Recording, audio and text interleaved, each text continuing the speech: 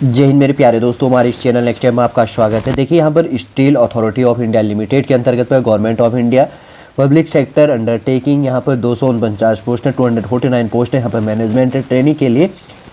Technical इन sales मतलब इस cell का फुल फॉर्म होता है steel Authority of India limited के अंतर्गत पर यहाँ पर नोटिफिकेशन अपडेट किया है। देख लेंगे आपके फॉर्म फिल करने के लिए क्या इंपॉर्टेंट इन्फॉर्मेशन यहाँ पे निकल के आता है। सॉल्व उससे पूरा इन्फॉर्मेशन इस वीडियो के अंतर्गत आपके लिए हम यहाँ पर प्रोवाइड करने की कोशिश करेंगे। इससे पहले हम आगे बढ़ें, यदि आपके द्वारा हमारे इस चैनल एक्सटीएम को सब्सक्राइब नहीं किया तो सब्सक्राइब कीजिए तथा बेल आइकन को प्रेस कीजिए ताकि जो भी कंटेंट जो भी इन्फॉर्मेशन हमारे द्वारा आपके लिए प्रोवाइड किया जाता है तो उसका नोटिफिकेशन आपके पास समय पर उपलब्ध हो जाएगा।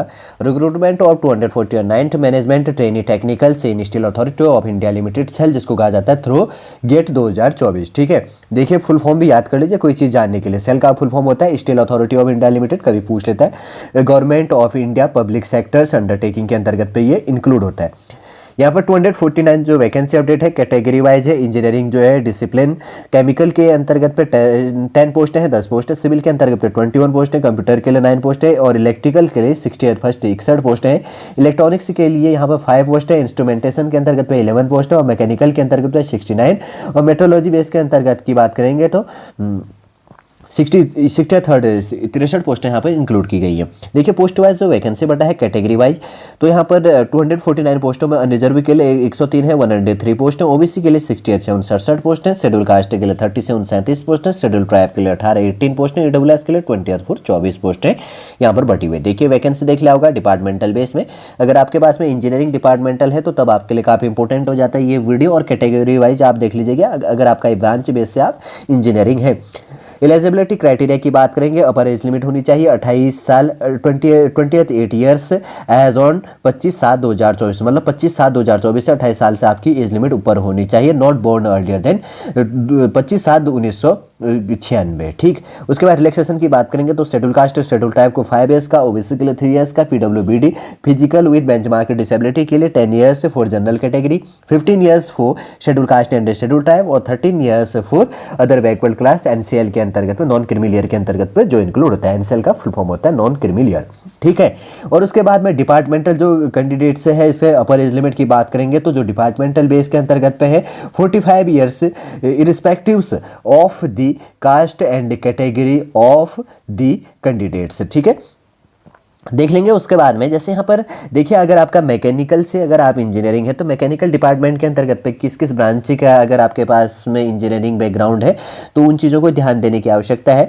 Mechanical engineering, mechanicals and automation engineering, production and industrial engineering, production engineering, technicals, mechanical production and tool engineering, industrial engineering oblique है टेक्नोलॉजी और थर्मल इंजीनियरिंग से manufacturing process and automation, mechatronics manufacturing से इंजीनियरिंग ऑब्लिक है technology. उसके बाद में है manufacturing science and engineering और एनर्जी इंजीनियरिंग से, मशीन इंजीनियरिंग से, मैकेट्रॉनिक्स एंड ऑटोमेशन से इंजीनियरिंग। अगर मैकेनिकल आपका डिपार्टमेंट है तो मैकेनिकल के लिए जो वैकेंसी अपडेट है उसके लिए एलिजिबिलिटी होनी चाहिए आपको। ठीक है ना, इंजीनियरिंग जो बैकग्राउंड आपका होना चाहिए। इलेक्ट्रिकल के लिए इलेक्ट्रिकल्स इंजीनियरिंग, इलेक्ट्रिकल्स मशीन हो गया और उसके बाद में power systems and high voltage engineering से, power plant engineering, electronics and power engineering से, पावर इलेक्ट्रॉनिक्स ऑब्लिक है इंजीनियरिंग, इलेक्ट्रिकल से इंस्ट्रूमेंटेशन से एंड कंट्रोल इंजीनियरिंग से, इलेक्ट्रिकल से एंड इंस्ट्रूमेंटेशन से इंजीनियरिंग, इलेक्ट्रिकल से एंड मैकेनिकल से इंजीनियरिंग जो इसके अंतर्गत पाया जाता है,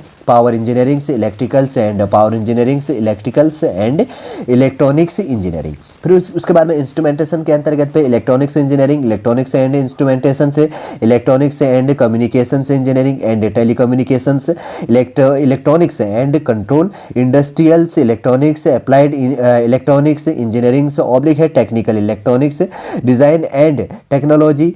और उसके बाद में मैकेट्रॉनिक्स इलेक्ट्रॉनिक्स एंड इलेक्ट्रॉनिक्स, और उसके बाद में electrical electronics and power electronics, communication and instrumentation engineering oblique है technology, instrumentation and control oblique है इंजीनियरिंग से, रोबोटिक्स एंड ऑटोमेशन ऑब्लिक है automation and robotics, communication engineering. और उसके बाद में है कंट्रोल एंड इंस्ट्रूमेंटेशन से इंजीनियरिंग। अगर आपका इंस्ट्रूमेंटेशन के बैकग्राउंड के हैं तो उसके लिए वैकेंसी है, तो इसके लिए आपके पास में इंजीनियरिंग बैकग्राउंड ये चीज़ें होनी चाहिए। और उसके बाद में मेट्रोलॉजिकल के अंतर्गत पे मेट्रोलॉजिकल से engineering, metallurgical science, material science, ठीक है। उसके बाद में एंड हो गया इंजीनियरिंग से ऑब्लिक टेक्नोलॉजी, इंडस्ट्रियल से मेट्रोलॉजी। फिर उसके बाद में इलेक्ट्रॉनिक्स के लिए इलेक्ट्रॉनिक्स से इंजीनियरिंग, जैसे कि यहाँ पर हाईलाइट भी कर देता हूँ मैं थोड़ा, ये चीज़ें ये बात कर रहा हूँ मैं अभी यहाँ पे। इलेक्ट्रॉनिक्स के लिए इलेक्ट्रॉनिक्स से इंजीनियरिंग, इलेक्ट्रॉनिक्स एंड इंस्ट्रूमेंटेशन से, इलेक्ट्रॉनिक्स एंड कम्युनिकेशन से, इलेक्ट्रॉनिक्स एंड टेली कम्युनिकेशन से। फिर उसके बाद में केमिकल के लिए केमिकल इंजीनियरिंग, और उसके बाद में टेक्नोलॉजी इलेक्ट्रोबेस के अंतर्गत इलेक्ट्रोकेमिकल से इंजीनियरिंग पूरा इंक्लूड हो जाता है, पूरा एक साथ आता है, ठीक है ना। इलेक्ट्रो अलग नहीं होता है, इलेक्ट्रोकेमिकल इंजीनियरिंग केमिकल के लिए। और क्या हो गया, केमिकल इंजीनियरिंग ऑब्लिक है टेक्नोलॉजी, फिर उसके बाद में इलेक्ट्रोकेमिकल इंजीनियरिंग। फिर उसके बाद में सिविल क्या है, सिविल इंजीनियरिंग होना चाहिए। कंप्यूटर के लिए कंप्यूटर साइंस इंजीनियरिंग से information technology, computer science and information technology, 3 years master degree in computer application MCA, तो वो इसके लिए एलिजिबल है, ठीक है। कंप्यूटर के लिए अगर जिसके पास में 3 साल का मास्टर डिग्री है इन कंप्यूटर, जिसका फुल फॉर्म MCA कहते हैं ना, BCA और MCA होता है, बैचलर और कंप्यूटर एप्लीकेशन होता है, और MCA का फुल फॉर्म होता है मास्टर ऑफ कंप्यूटर एप्लीकेशन। ये चीज़ ध्यान रखना।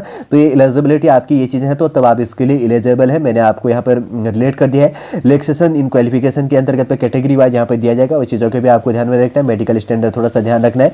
सिलेक्शन प्रोसीजर की बात करेंगे तो थोड़ा सा इसको पढ़ लेते हैं, ठीक है। सिलेक्शन प्रोसीजर के लिए सेल विल बी रिक्रूटिंग से management trainee technicals in the, अगर बात करेंगे 8 इंजीनियरिंग से डिसिप्लिन एट मेंटेन्ड एब बाई, अगर यूटिलाइजेशन ऑफ गेट 2024 स्कोर के बेस में आपका यहाँ पर सिलेक्शन होना। For this SAIL will be utilising the scores obtained in the 8 GATE 2024 engineering से पेपर इस केमिकल्स, सिविल और कंप्यूटर, जिसके लिए वैकेंसी है इंस्ट्रूमेंटेशन से और इलेक्ट्रिकल से। डबल इसका ब्रैकेट में फुल शॉर्ट फॉर्म दिया गया है, ठीक है। इसको इस रूप से बोलते हैं। मैंने ये चीज़ कभी आपने सुना भी होगा कि मेरा इंजीनियरिंग बैकग्राउंड डबल ही है, तो बोलेगा उसका फुल मतलब होता है इलेक्ट्रिकल्स।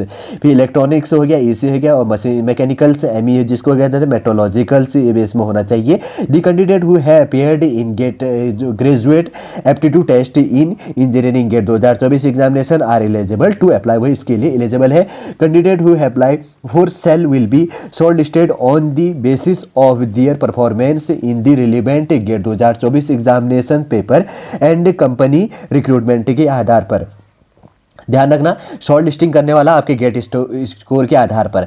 उसके बाद में short listing candidates would be intimated through carries किया जाएगा, जैसे कि यहाँ पर कहा जाता है कैरेज की बात कही गई है। पेपर वेबसाइट ऑफ, जैसे कि यहाँ पर लिखा गया है सेल का जो है ईमेल सेल्फ, मतलब आपका उसमें होगा फ़ोन और ईमेल या phone number to appears to group discussions and interview. फिर उसके बाद में ग्रुप डिस्कशन होगा, उसके बाद में क्या होगा, आपका इंटरव्यू होगा। उसके बाद में लास्ट में क्या है कि for final selections the merit list will be drawn by जो भी इसके अंदर कंबाइनिंग से the scores marks of GATE 2024 GD and interview with the weightage of 75, और उसके बाद में रेशियो 10:15 इन दैट ऑर्डर, उस बेस के अंतर्गत पे फिर आपका सिलेक्शन किया जाएगा, ठीक है। ये चीज़ ध्यान रखना। सिलेक्शन प्रोसीजर जो है यहाँ पर मैंने जो प्रोसेस है पूरा मैंने आपके लिए यहाँ पर अपडेट किया गया है जो है। उसके बाद में बेसिक सा इंट्रोडक्शन की बात करें, वैसे तो इतना है नहीं। अगर आपको ऑफिशियल वेबसाइट में फॉर्म फिल करना है तो देखिए, इसका ऑफिशियल वेबसाइट में और वापस हाईलाइट कर देता हूँ, www.cell.com करके, या www.SAILCEREERS.com पे जाकर आप फॉर्म फिल कर सकते हैं, ठीक है। ये चीज़ देख लिया होगा, लगभग 8 पेजों का PDF में नोटिफिकेशन इन्होंने अपडेट किया, भी 3rd पेज का ये नोटिफिकेशन अपडेट है, ध्यान देना। और इसका अगर आपको डाउनलोड करनी है तो ये चीज़ें देख लेना, ठीक है। थोड़ा सा उसके बाद में फॉर्म फीस भी है, कहीं पर यहाँ पर अपडेट किया था, नहीं तो ये देखिए जैसे कि ऑफिशियल वेबसाइट भी ब्लू कलर में हाईलाइट कर दिया। फॉर्म फीस देखिए यहाँ पर कैटेगरी वाइज है, शॉर्ट लिस्ट पे देखिए, जैसे कि यहाँ पर 700 रुपये फॉर्म फीस है जनरल OBC और NCL EWS के लिए, और कैटेगरी के लिए यहाँ पर 200 रुपये, शेड्यूल कास्ट शेड्यूल ट्राइब और फिजिकल विद बेंचमार्क डिसेबिलिटी के लिए 200 रुपये आपको यहाँ पर फॉर्म फीस पे करनी है।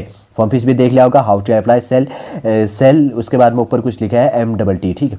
जैसे आपको इसको अप्लाई करना है तो ये चीज़ें मैंने यहाँ पर रिलेट कर दिया। उसके बाद में जो चीज़ें हैं इंपॉर्टेंट इंस्ट्रक्शन, कुछ चीज़ें यहाँ पे नोटिफिकेशन अपडेट किया। देखिए यहाँ पर फॉर्म फिल करने का जो डेट स्टार्ट हो चुका है, जो डेट है वो क्या है, 5 जुलाई 2024 से लेकर 25 जुलाई 2024 आपका लास्ट डेट है। अभी आपके पास में बहुत सारा टाइम है, क्योंकि मैं आपके लिए वीडियो ये 8 जुलाई 2024 को प्रोवाइड करूँ, थोड़ा सा मेरे पास में समय कम था इसलिए, और नहीं तो अभी तो आपके पास में बहुत सारा टाइम है। अभी तो 2-3 दिन पहले आपके लिए नोटिफिकेशन ये अपडेट हुआ है। पूरा नोटिफिकेशन इसके अंतर्गत आपके लिए रिलेट कर दिया। देखिए एक बार मैं शॉर्ट रूप से पूरा इन्फॉर्मेशन अपडेट करता हूँ।